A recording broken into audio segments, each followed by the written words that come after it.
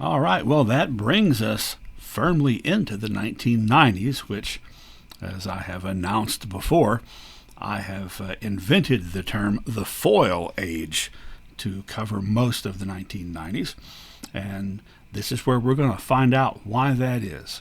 But first, let's set the stage by looking at several artists who were becoming prominent or who had recently become prominent by 1990, the early 90s. And these are superstar artists who were going to be bigger, more famous, better paid, and more superstarier than any artists in comics that had ever come before them, and maybe that have come since. So they became huge celebrities in their own right. Well, we'll start with someone that we've recently talked about already, Todd McFarlane. Remember when I told you about his line work? Notice there in Spider-Man's webs. He's also well known for his portrayal of Spider-Man as being a lot spiderier, I guess, than he has usually been portrayed, harkening back in some ways to kind of to Steve Ditko in a way. Also famous for Venom, who was, of course, the arch enemy, one of the arch enemies of Spider-Man, but had once been his suit.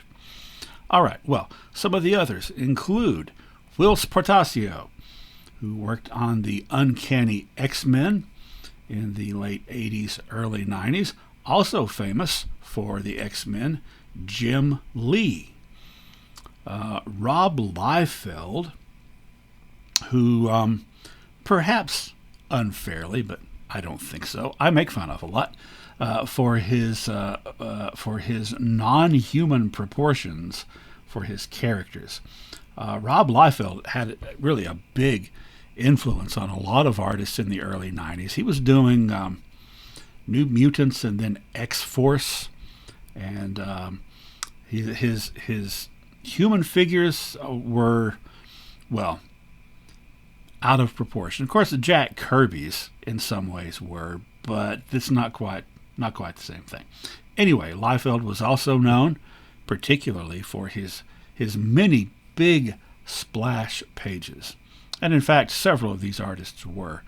It could be annoying if you liked to read a good story because I remember in the 70s, late 70s, typical issue, and this is still true if you go back and read one of the old ones, take you about 15 to 20 minutes to read through.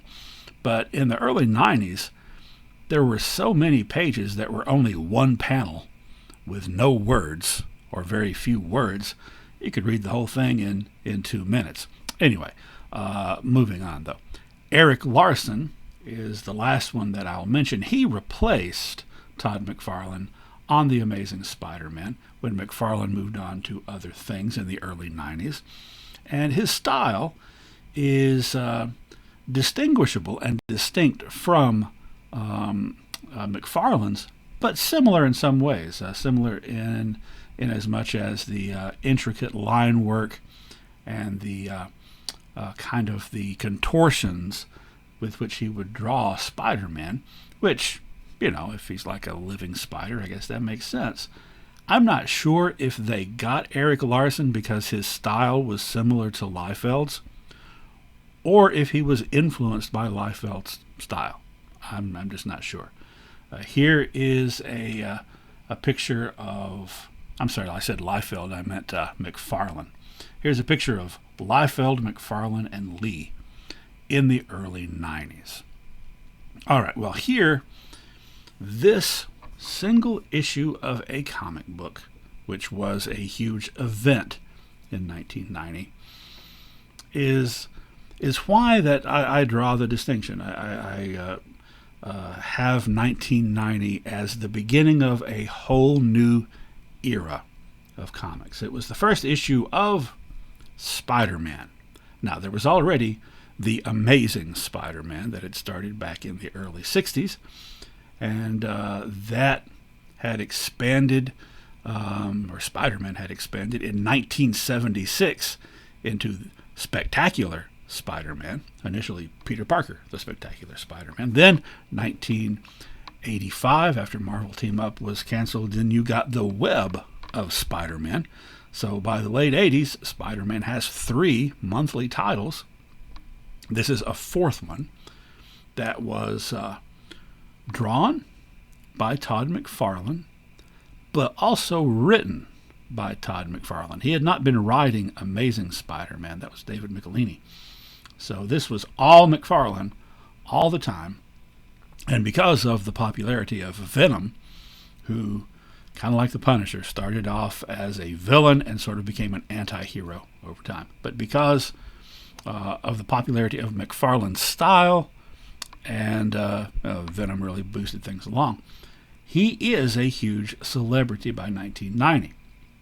So the first issue of Spider-Man was heavily, heavily promoted. And it was available in several different covers that didn't really look all that different except where color was concerned. There was the standard one that's kind of there on the right. It's kind of a greenish background and a spider web. And then there's the gold cover on the left. And then there's an all silvery and black cover. And each of these is a collector's item because of the popularity of Spider-Man and Todd McFarlane. And by this time, and maybe the Batman movie the previous summer had helped this along by making the general public more aware that comic books had financial value beyond just their initial purpose. There had been a lot of stories in the media in the late 80s about people finding old comic books that turned out to be the first appearance of Superman or something similar that were selling for hundreds of thousands of dollars for a single copy. And so a lot of people believed that comic books was a way that you could invest your money, that if you buy some of these special edition comic books, you'll be able to resell them, pay for your house or your kid's college education, even if you got several kids. That was the idea, because that's kind of how it was presented. And Marvel didn't do anything to quiet that idea. In fact, like I said, they promoted this heavily, and they made all these different covers. So you don't know which one's going to be worth $1 million gazillion dollars. You got to get them all, right? And let's say you actually want to read them. Well, you got to get one to read, but you've ruined it because you touched it. So you got to get one to read, then another one of the exact same kind to keep in a bag, and then all the others to keep in a bag, seal up in a vault forever, because you're going to be rich. Well, this comic book sold 2.5 million copies. Mostly people who thought this was a big investment opportunity and were therefore buying multiple copies. Okay, so 2.5 million copies. That dwarfs anything that had come even at the height of comic book popularity in the 1940s. And people weren't really thinking real clearly about this. See, what makes something valuable as a collectible is that there is a demand for it, but not a very big supply. That's what makes it valuable.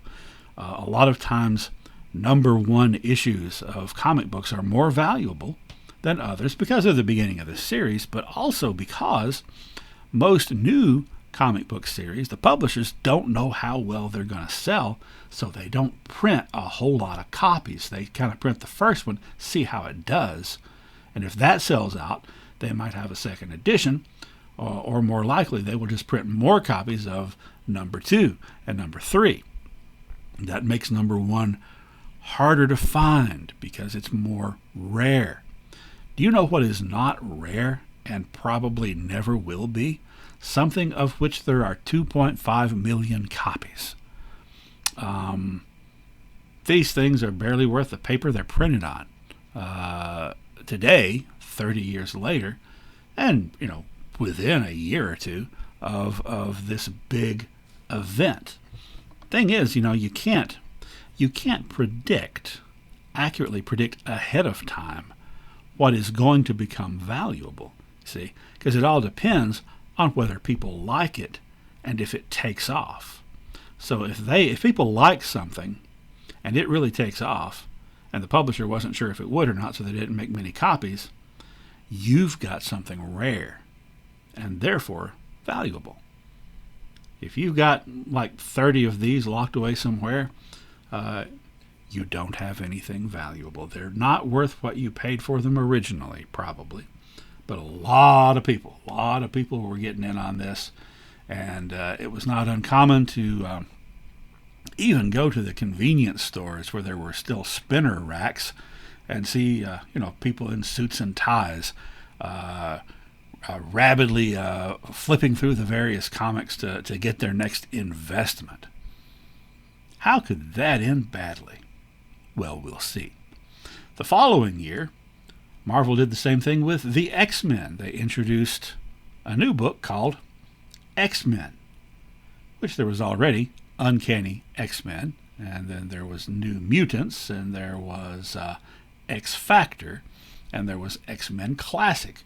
Now there's just plain X-Men, and that's Jim Lee art. He was very much in demand, and they had the wedding of Cyclops and Jean Grey early on in this one, and they had like a dozen different covers, and they had wraparound covers. If you get them all and you take the books and you fold them out and put them next to each other, you got a giant picture. You get this giant picture here, which is made up of about the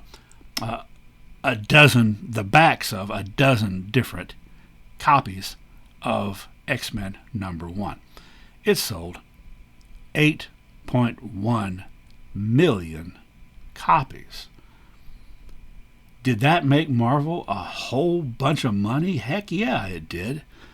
Did that make Chris Claremont, who wrote it, and Jim Lee, who drew it, did that make them a whole lot of money? Oh man, just imagine. I don't even know how to go about calculating what the royalty percentages would have been on that, but it was pretty high. Okay? If you went out and bought all 12 of these so you could put the picture together, or 6, or however many it was, you got the same story. You didn't get anything more for your money, and you certainly didn't get an investment because there's 8.1 million of these things out there. Well, also in 1991, speaking of New Mutants, there had been a change in sort of the membership roster of the team and of the focus and direction of the team in the previous year, starting in maybe late 89, certainly by 1990, with Rob Liefeld doing the art. And you can see what I was talking about see how big that guy on the far right is. By the way, that's Cable, who is a middle-aged guy from the future who is the son of Cyclops and a clone of Jean Grey, just in case you were wondering. So he takes over the New Mutants, and he is a much more militant, much more violent kind of guy than Professor X. So they have this New Mutants is canceled, and then the next month X-Force 1 comes out, and it has a couple, 2 or 3 of the members of the New Mutants in it that get carried over. Also, over on the left, that's not part of the cover, that's a different picture. Early on, there was, I think this actually happened near the end of New Mutants, a villain named Deadpool, an assassin, who becomes really popular and becomes kind of an anti-hero himself. So you're probably familiar with Deadpool, even if you've never read a single comic book. Also, in 1991, you saw the advent of this magazine, Wizard, which was Wizard the Comics magazine. Now, there were several magazines devoted to collecting comics, and those magazines had interviews with comics creators. They had sort of retrospectives about certain eras and certain characters, and Wizard had all those things. Lots of interviews, lots of news.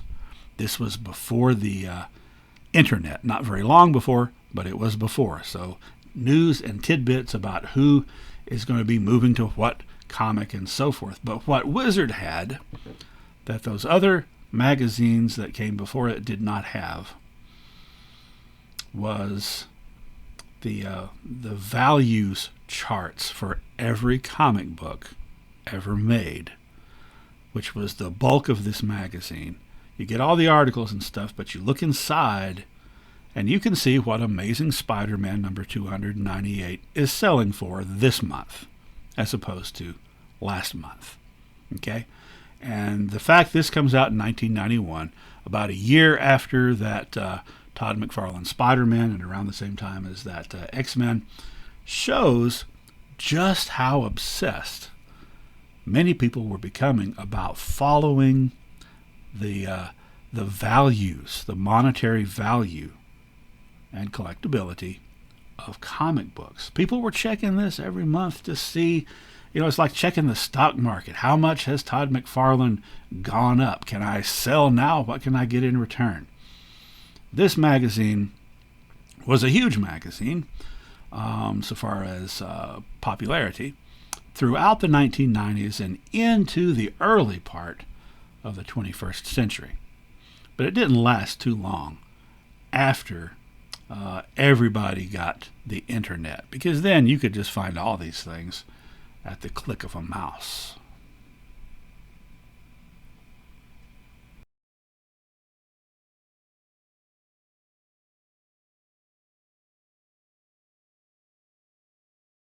Well, all these artists that we talked about just a few minutes ago, who were such huge superstars so quickly, they were making better money than artists had made in the past, but Marvel and DC were still making a whole lot more than they were off their work. So 7 of them got together. These 7 here got together and decided to form their own company, a consortium of sorts, to be called Image Comics. There's their logo. And how it was going to work is that each person involved here, these initial people, were going to retain ownership and control of their own characters and their own titles. Now, they could do, they do crossovers and stuff like that from time to time, but generally speaking, each one owned their own characters. Therefore, that's, that includes the financial angle, but the creative angle as well. So no one else could do anything with their characters that they didn't approve of. And essentially, each of these 7 individuals, each of these 7 artists, was going to have their own studio producing their own books, marketed together under the rubric of Image, and they got a distributor. And they were going to wind up eventually. At first, they were doing the work, but eventually they wound up, some of them hiring freelancers to be a part of their studios, right? So these 3 guys here that we saw earlier, the same photo from earlier, Liefeld, McFarlane, and Lee, met with the president of Marvel, and that time that was Terry Stewart. And then the next day they met with the top brass at DC, basically to tell them, we're leaving, goodbye, and why, which is the fact that they did not have any creative control or any ownership in the work that they produced.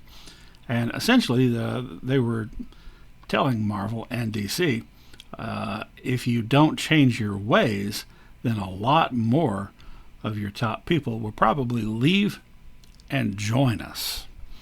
When this was announced, the formation of Image, and the fact that essentially the top 7 artists, pretty much, I don't know, maybe 7 of the top 10 top artists at Marvel were leaving, Marvel's stock tumbled overnight.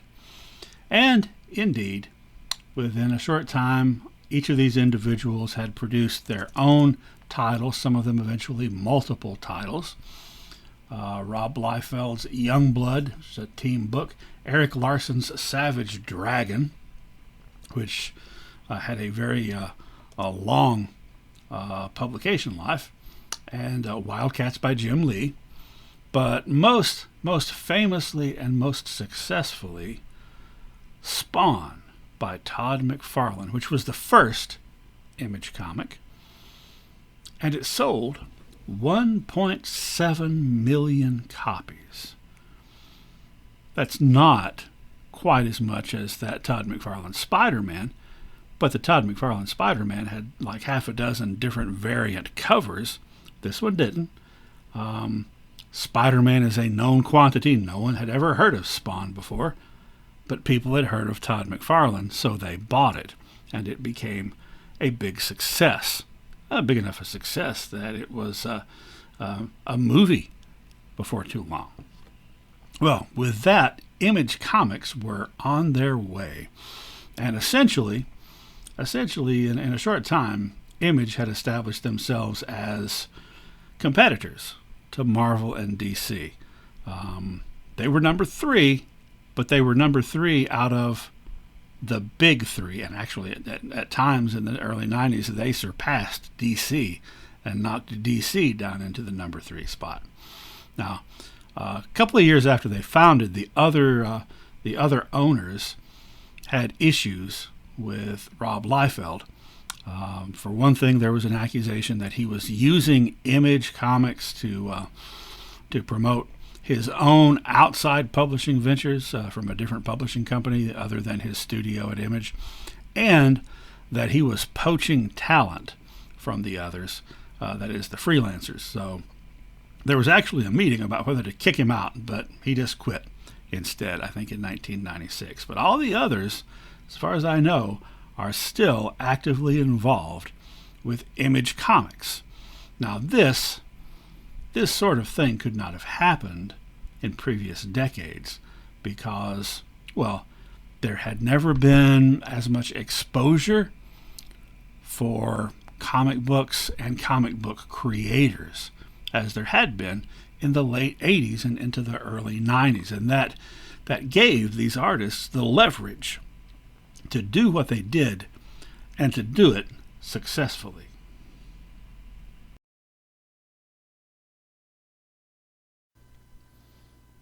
So maybe you're starting to figure out why I decided to call this the Gold Age, because those silvery and goldish covers, alternate covers of Spider-Man #1 in 1990, were just the beginning. It just grew and grew and grew until it seemed like practically every other issue of every comic book was some kind of special event that necessitated some kind of gimmicky cover, which also necessitated prices gradually going up. Like, for example, here on the left, Death of Wolverine, that Wolverine silhouette is actually cut into the cover, and the picture that you're seeing is actually the first page inside. The Robin cover that you see is, and you can't really tell on video and PowerPoint, but it is a hologram, right? So you move it all around and it looks all hologrammy. This cover of Amazing Spider-Man #400, what in the holy heck is that, you're asking? Well, it's supposed to be a tombstone. It's supposed to be Spider-Man's tombstone, but the writing is just barely indented on it, and the tombstone-y part is kind of rough, like it's supposed to be stone. And you really, you kind of have to feel it like you do an old tombstone. And, of course, the old fallback, just plain old foil. This is Silver Surfer number 50 from 1991. And every part that says Silver Surfer and then the actual Silver Surfer and the two places that he appears are covered with this basically glorified tinfoil. But, you move it around in the light and it looks silvery. Well, let's all go out and buy about 60 of those. So that's happening. Gimmicks on the covers, and multiple variant covers as well. Then there are gimmicks within the actual book itself in the pages. Story gimmicks like the death of Superman. When this came out in 1992, Superman was killed by a new supervillain called Doomsday. And then after that, it was all who is going to replace Superman, who can fill his shoes. And there's all these Superman-like characters lining up to try to do that. And it was, it was plastered all over the place. It was highly advertised. And the media picked up on it, just like with the death of Robin. The media picked up on it with articles in, Time Magazine and Newsweek saying it's the end of an era. No more Superman, as if they didn't know, and maybe they didn't if they don't read comic books, as if they didn't know that within probably 6 months, Superman was going to be back somehow or other, because it's the illusion of change. So Superman gets killed off. Batman gets his back broken by Bane in a story written by Doug Mitch, formerly of Master of Kung Fu. He created Bane. And art by Aparo and Giordano. So Batman is then crippled, and so he has to be replaced. And so this is kind of similar to the Steve Rogers, John Walker thing. This kind of overzealous vigilante named Azrael becomes Batman for a while. But of course, Batman gets cured, and Bruce Wayne, that is, and takes back over being Batman, just like Clark Kent miraculously sort of rejuvenated and took back over being Superman, just like Steve Rogers got his conscience in order and adjusted his values accordingly, and went back to being Captain America twice in the 70s and the 80s, just like Tony Stark sobered up eventually. It's the illusion of change. Now, in the early to mid-90s, actually starting right after the Crisis on Infinite Earths in 1987, over at DC, they had this thing going on where it seemed like outside the big three characters, the trinity of DC characters, as they're sometimes called, Superman, Batman, and Wonder Woman, all the other lead characters that maybe you could call second string, one by one, seemed to be being killed off and replaced with some other person in that costumed identity.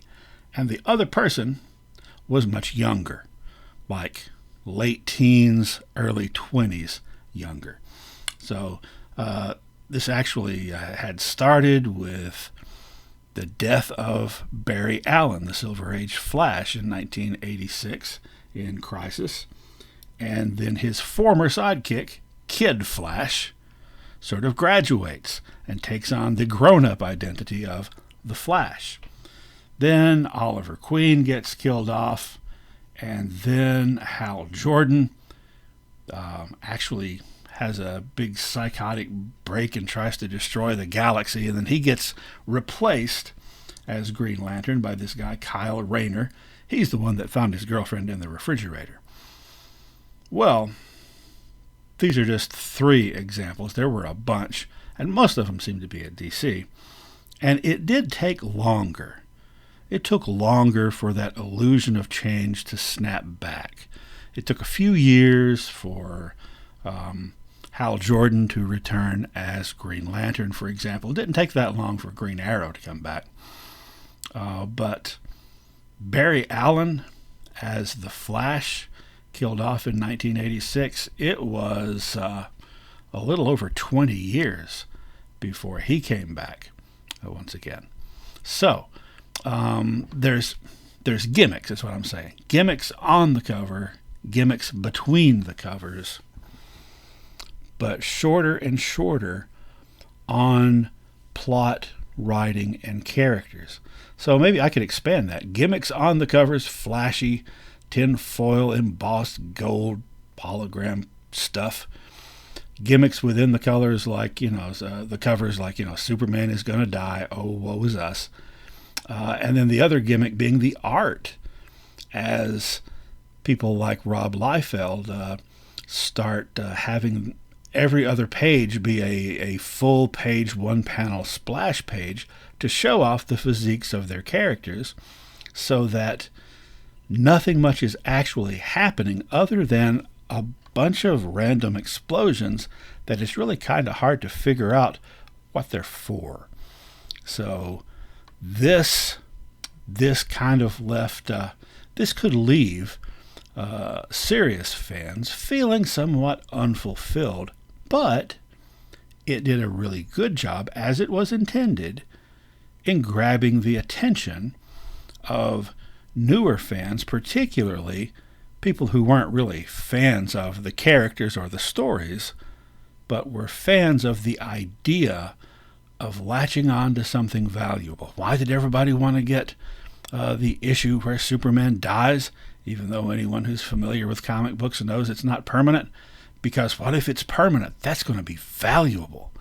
So that's what was going on. It was kind of like the terminology of the historical period of the Gilded Age, if you're familiar with that. Gilded means plated in gold. So during the Gilded Age, the reason Mark Twain called it the Gilded Age was it wasn't a golden age, it just looked like it. It was really, really shiny on the outside, but there was very little of substance on the inside.